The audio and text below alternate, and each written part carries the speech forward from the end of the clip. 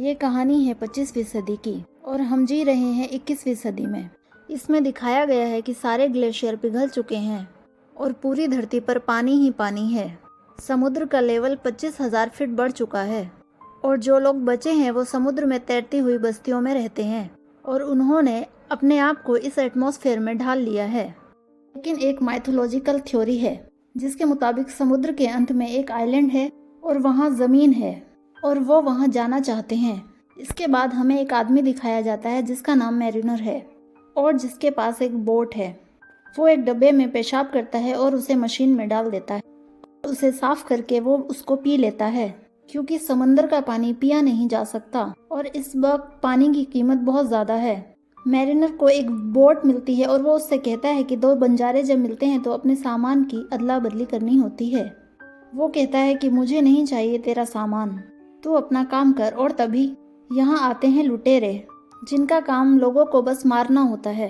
जैसे ही वो आदमी लुटेरों को देखता है तो वो मैरिनर को फल दिखाता है जो उसने अभी अभी उसकी बोट से चुराए थे और वो कहता है कि तुम मरोगे और तुम यहाँ से कभी नहीं निकल पाओगे। कि मैरिनर की बोट खराब थी लेकिन मैरिनर की बोट काफ़ी एडवांस होती है। वो कुछ बटन दबाता है और ये देखकर जो फल चुराकर भागा था वो मैरिनर की बोट के पर्दे फाड़ देता है, जिस वजह से मैरिनर की बोट स्लो हो जाती है। लेकिन वो लुटेरे उसकी बोट को देख लेते हैं और उसे मार देते हैं। मैरिनर उन्हें नहीं दिखता इसलिए वो बच जाता है। मैरिनर जल्दी बस्ती तक पहुंच जाता है और वो उन्हें मिट्टी दिखाता है। मिट्टी देखकर वो लोग चौंक जाते हैं क्योंकि जिस तरह आज के युग में हीरे जवाहरात कीमती हैं, इसी तरह उस टाइम मिट्टी की कीमत बहुत ज़्यादा थी और मैरिनर इसी के सहारे जल बस्ती में एंटर हो जाता है। और जब वो दास्तां की मिट्टी को तोलते हैं तो वो 3.5 किलो होती है। इसके बाद वो मैरिनर को 62 सोने के सिक्के देना चाहते हैं। मैरिनर कहता है कि मुझे 62 नहीं बल्कि इसके 2 गुने चाहिए और वो 2 गुने सिक्के देने को भी तैयार हो जाते हैं। इस दौर में मिट्टी इसीलिए भी कीमती है क्योंकि ये लोग इस मिट्टी पर कुछ उगाकर अपने लिए खाने पीने की चीज़ों का इस्तेमाल कर सकते हैं। मैरिनर सिक्के लेकर एक दुकान पर जाता है और पीने के लिए पानी खरीदता है। वहीं मैरिनर देखता है कि एक टमाटर का पौधा है जिसे वो खरीदना चाहता है। दुकान वाली लड़की कहती है कि अगर तुम्हें ये पौधा चाहिए तो तुम्हें इसमें से आधे सिक्के देने होंगे। अब मैरिनर को पौधा चाहिए था इसलिए वो सिक्के दे देता है और पौधा ले लेता है। इस दुकान वाली लड़की का नाम हेलन था। इसके साथ एक और लड़की भी थी जिसका नाम एनोला था और हेलन इसकी गार्जियन थी। जब मैरिनर अपना सामान खरीद कर वहाँ से जा रहा था उसी वक्त बस्ती के कुछ लोग उसके पास आते हैं और उनके पास एक लड़की होती है। वो मैरिनर से कहते हैं कि तुम इस लड़की के साथ संबंध बनाओ और जब ये प्रेग्नेंट हो जाए तो तुम यहाँ से सामान लेकर जा सकते हो। बस्ती वाले मैरिनर को ऐसा इसलिए कहते हैं क्योंकि मैरिनर इनकी बस्ती का नहीं है, वो बाहर से आया है और इनकी बस्ती वाली की जो प्रजाति है वो कमज़ोर है। लेकिन मैरिनर उन्हें साफ मना कर देता है। वो कहता है कि तुम्हारे पास मुझे देने के लिए कुछ भी नहीं है। मैरिनर जाने लगता है लेकिन तभी उन लोगों को शक होता है कि ये लुटेरा है, इसीलिए वो उसे पकड़ लेते हैं और देखते हैं कि इसके कान के पीछे एक निशान है। और निशान देखने के बाद एक आदमी चिल्लाता है और वो कहता है कि ये एक म्यूटेंट है और वो उसे कैद कर लेते हैं और पानी में डुबाना शुरू करते हैं ताकि उसके मरने के बाद उसके शरीर को गलाकर एक खाद बनाई जा सके। लेकिन इससे पहले कि मैरिनर पानी में डूब पाता लुटेरे उसे बस्ती पर हमला बोल देते हैं। मैरिनर डूबने लगता है तभी उसकी मदद के लिए हेलन आती है। वो कहती है कि मैं तुम्हें बचा सकती हूँ लेकिन बदले में तुम्हें हमें अपने साथ लेके जाना होगा। मैरिनर मान जाता है और ये तीनों यहाँ से फरार हो जाते हैं और लुटेरे बस्ती को तबाह कर उस पर कब्जा कर लेते हैं। लुटेरों का सरदार कहता है कि मुझे टैटू वाली लड़की चाहिए। ये एनोला के बारे में बात कर रहा होता है। एनोला की पीठ पर टैटू होता है और इनका मानना है कि वो ड्राई लैंड तक पहुंचने का रास्ता है। यहाँ पर 3 तरह के समुदाय रहते हैं।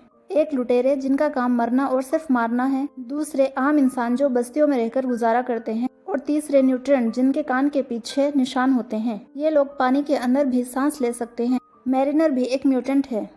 मैरिनर हेलन को कहता है कि हमें एनोला को मारना होगा क्योंकि हमारे पास इतना पानी नहीं है कि हम तीनों जिंदा रह सके। दरअसल यहाँ पर पानी की कीमत बहुत ज़्यादा होती है क्योंकि समंदर का पानी ये लोग पी नहीं सकते और पानी का कोई अन्य और सोर्स भी नहीं होता। हेलन ऐसा करने से मना कर देती है।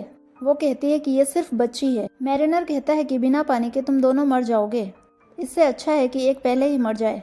लेकिन लेकिन हेलन मैरिनर को मना लेती है और मैरिनर एनोला को नहीं मारता। वहीं दूसरी तरफ हम लुटेरों के सरदार चोमो को देखते हैं। वो कहता है कि उसे किसी भी कीमत पर वो टैटू वाली लड़की चाहिए और इसीलिए वो अपने आदमियों को प्लेन में मैरिनर के पीछे भेजता है।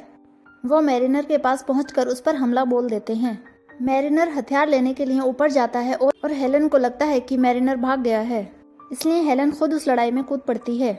हेलन एक बंदूक से उन पर हमला कर देती है। बंदूक से एक तार निकलती है जो कि बोट से जुड़ी हुई थी और वो सीधा प्लेन में फंस जाती है। प्लेन अब बोट के चारों तरफ चक्कर लगाने लगता है। तभी मैरिनर वहां आ जाता है और उस तार को बड़ी मुश्किल से काटता है और प्लेन वहां से चला जाता है। पर मैरिनर की बोट पूरी तरह से कबाड़ा हो गई है और गुस्से में आकर वो हेलन और एनोला के बाल काट देता है और कहता है कि आज के बाद मेरी बोट पर किसी भी चीज को नहीं छूना है। इसके बाद ये सब जाने लगते हैं, जहाँ इन्हें एक और बोट दिखती है जिस पर एक आदमी होता है। हेलन कहती है कि हमें उससे बात करनी चाहिए, क्या पता उसके पास कुछ खाने को हो। जबकि मैरिनर ऐसा नहीं करना चाहता, वो हेलन के कहने पर ऐसा करता है। उसके पास एक बेशकीमती चीज होती है और वो होता है कागज। ये पूरी दुनिया जलाशय है और कागज बनाना नामुमकिन है। वो आदमी मैरिनर से कहता है कि मैं तुम्हें कागज दूंगा और बदले में तुम्हें मुझे हेलन देनी पड़ेगी। मैरिनर मान जाता है और वो उसको आधे घंटे के लिए उसे दे देता है। वो आदमी हेलन को तहखाने में ले जाता है और उसकी इज्जत लूटने की कोशिश करता है, पर मैरिनर वहां आ जाता है और कहता है हमारी डील कैंसिल हुई। वो आदमी चाकू निकालकर मैरिनर पर हमला करने की कोशिश करता है, लेकिन वो नाकाम हो जाता है क्योंकि मैरिनर उसे मार देता है। मैरिनर जानता है कि वो दोनों भूखी है, इसलिए वो समुद्र में जाकर एक बहुत बड़ी मछली को मारता है और अब ये पेट भरकर खाना खाते हैं। साथ रहने की वजह से धीरे धीरे हेलन के साथ उसकी दोस्ती हो जाती है और वो उसे तैरना भी सिखाता है, जहाँ वो इनके साथ रहना पसंद नहीं करता था, लेकिन अब वो इनका हिस्सा बन चुका है। एक दिन मैरिनर देखता है कि वो लुटेरे इनको ढूंढ रहे हैं क्योंकि इन्हें एनोला चाहिए। उसकी पीठ पर जो ड्राईलैंड का नक्शा है उन्हें वो चाहिए। मैरिनर अपनी सूझबूझ से यहाँ से निकल जाता है, लेकिन उसे शक हो जाता है कि लुटेरे मेरा पीछा क्यों कर रहे हैं, मेरी तो उनके साथ कोई दुश्मनी भी नहीं है। हेलन बताती है कि एनोला की पीठ पर जो ड्राईलैंड का नक्शा है वो लुटेरों को चाहिए। मैरिनर कहता है कि ये बेवकूफ़ी है, ऐसी कोई जगह नहीं है। हेलन कहती है कि ऐसी जगह है। एनोला हमें मिली थी तो उसकी टोकरी में भी मिट्टी थी। वो मिट्टी तुम्हारी मिट्टी से ज्यादा खूबसूरत और बेहतरीन थी, और साथ ही तुम्हारी बोट में जो चीजें हैं, शीश या गाना बजाने वाला मोक्ष, वो सूखी धरती पर ही मिलते हैं, क्योंकि समुद्री दुनिया में ऐसी चीज है ही नहीं। मैरिनर कहता है कि आओ मैं दिखाता हूँ तुम्हें सूखी धरती। मैरिनर हेलन को एक बॉक्स में बंद करके समुद्र के निचले तल पर ले जाता है। वहाँ पर बड़ी बड़ी बिल्डिंगें थीं जो वीरान पड़ी थीं। किसी जमाने में यहाँ पर लोग रहते थे। वो हेलन को ये सब इसलिए दिखाता है क्योंकि उसके मन में जो झूठी उम्मीदें हैं वो खत्म हो जाएं। और जब ये ऊपर जाते हैं तो देखते हैं कि लुटेरों ने इनकी बोट पर पूरी तरह से कब्जा कर लिया है। लुटेरे इनसे एनोला के बारे में पूछते हैं। एनोला पहले से ही इनको देखकर नाव में छुप गई थी। हेलन एनोला को देख लेती है, लेकिन वो चुप रहती है क्योंकि लुटेरों पर भरोसा नहीं किया जा सकता। चोमो कहता है कि ये अगर नहीं बता रहे हैं तो इन दोनों को मार दो। इससे पहले कि ये इन दोनों को मारते, एनोला बाहर आ जाती है और वो उसे कब्जे में ले लेते हैं।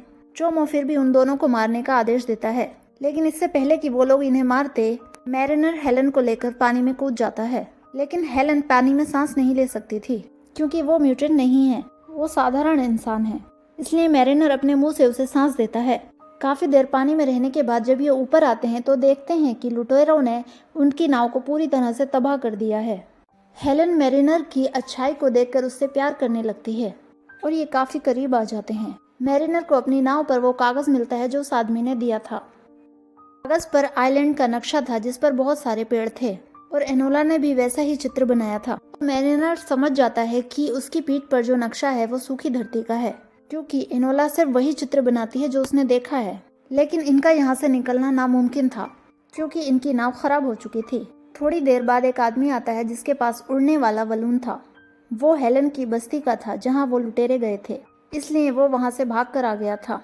वो हेलन से कहता है, अच्छा हुआ कि तुमने बोट जला दी, नहीं तो मैं तुम्हें कभी नहीं ढूंढ पाता। इस धुएं की वजह से मैं यहाँ तक पहुँचा हूँ। और वो दोनों को बलून पर ले आता है। अब मैरिनर डिसाइड करता है कि वो एनोला को ढूंढ कर लाएगा। वो उस बड़े जहाज पर पहुँच जाता है जहाँ वो लुटेरे थे। मैरिनर चोमो के सामने खड़ा होकर कहता है कि मुझे वो बच्ची चाहिए।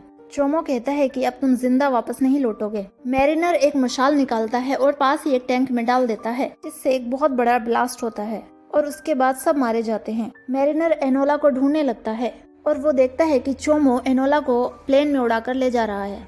मैरिनर प्लेन को रस्सी से अटकाकर क्रैश कर देता है। अब ये विशाल जहाज डूब रहा था, लेकिन इससे पहले कि ये जहाज डूब पाता, वहाँ हेलन उड़ने वाला बलून लेके आ जाती है और इनको बचा लेती है। और तभी नीचे जहाज पर एक बहुत बड़ा ब्लास्ट होता है, जिससे सारे लुटेरे मारे जाते हैं। लेकिन चोमो बच जाता है। वो गन से उस बच्ची पर गोली चलाता है। वो गोली उसकी साइड से निकल जाती है, जिसकी वजह से वो पानी में गिर जाती है और लुटेरे उसकी तरफ बढ़ने लगते हैं। मैरिनर जंप करके एनोला को ऊपर ले जाता है और 3 लुटेरे जो एनोला को पकड़ने आ रहे थे वो आपस में टकरा जाते हैं और एक बहुत बड़ा ब्लास्ट हो जाता है और इस ब्लास्ट में सब मारे जाते हैं। और इस तरह से मैरिनर एनोला की जान बचाता है।